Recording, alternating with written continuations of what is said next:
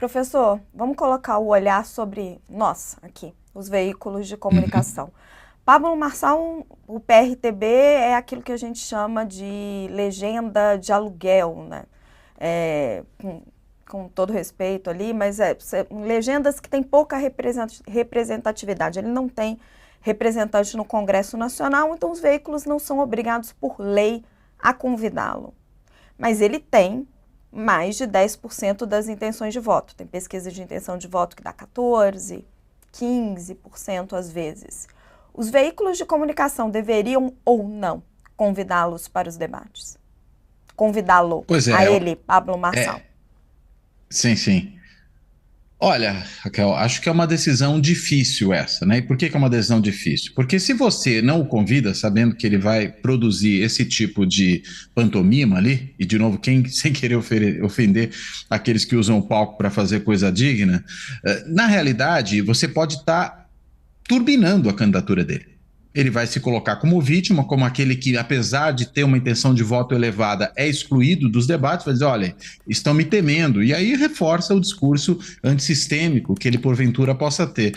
Eu acho que o fato é, alguém com mais de 10% da intenção de voto numa eleição com tanta fragmentação como a gente tem hoje, ele precisa ser chamado ao debate, não há muito como não chamá-lo. O que entendo eu que tem que ser feito, e aí acompanho a posição do Sakamoto, é você disciplinar esses debates primeiro. Acho que, claro, se você tiver uma discussão sobre determinados temas, e aí os candidatos têm que ir preparados para tratar daqueles temas, mostrar que tem algum conhecimento sobre aquele assunto, você já melhora. E ter algum tipo de disciplina mais estrita para evitar esse tipo de posição, por exemplo, de fazer acusações absurdas contra adversários sem nenhuma prova, acusar o adversário de ser um cheirador de cocaína, como ele falou, né? Ou acusar os adversários de algum tipo de cometimento de crime, falar palavrão durante o debate. Você podia simplesmente ter uma sanção, né? Se o indivíduo não se comporta, ele cai fora. É retirado do debate, mas ele vai ao debate. Aí tem que saber se comportar ali. Você inibe esse tipo de prática fixando regras um pouco mais rígidas desse ponto de vista. Veja, não é para engessar a discussão, mas para inibir comportamentos predatórios num debate como esse, porque é disso que a gente está falando. É uma lógica de predação da democracia por aqueles que se usam dela para se beneficiar e muitas vezes em detrimento da própria democracia. Então acho que o Pablo Marçal se enquadra exatamente nessa situação, mas simplesmente não chamá-lo diante da intenção de voto que ele tem, acho que acabaria produzindo um efeito contraproducente. Ele provavelmente agradeceria isso e muito provavelmente promoveria uma live durante o mesmo horário do debate para concorrer com a audiência do debate. Algo que, aliás, outros já fizeram no passado recente. Ô, Raquel, para você ter uma bem ideia provável. do que Por favor, Léo. você tem uma ideia do que o Cláudio está, até para corroborar o que o Cláudio está falando, as pessoas falam, não, mas vocês estão buscando grandes ideias. Não, quer ver uma coisa que mudaria de forma radical? Tira a plateia. Para que debate tem plateia? Não é programa de auditório. Agora, também, toda a solidariedade, né, com a passagem do glorioso Silvio, mas não é programa de auditório. Não é o rock lá com o Silvio distribuindo papel de dinheiro. Não precisa de plateia. Deixa um assessor por campanha, ou dois assessores por campanha, só o resto fica lá de fora assistindo. Tira o Num outro celular, telão. Léo. Fica aqui a minha Tira sugestão. Tira o celular celular, das pessoas. tira celular. Sim. Porque aí Tira- você dá tira- para o tira- veículo de comunicação o controle da câmera. Fez bobagem? Exatamente. Corta o sinal.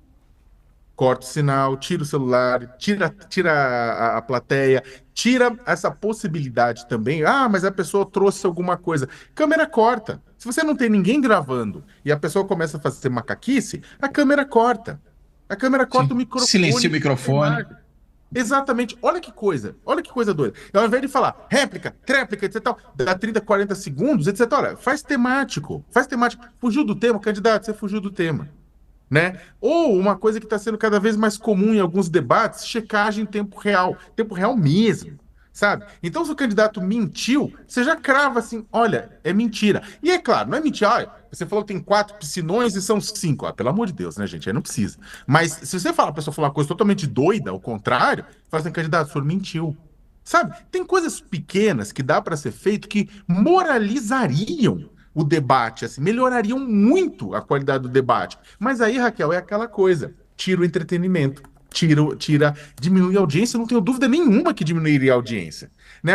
Você mesmo falou no começo, o Pablo diminuiu a quantidade de visualizações, ou o Cláudio, o Pablo diminuiu a quantidade de visualizações nas redes dele, porque não tinha ninguém para quem bater. O público dele, a molecada, etc, tá querendo ver tiro, porrada e bomba. Então é o seguinte, você tira essa possibilidade, por mais que eu concordo, vai ter gente sendo chamada de fujão, mas você não vai ter essa possibilidade, não vai ter escada, ele vai ficar gritando para a bolha dele.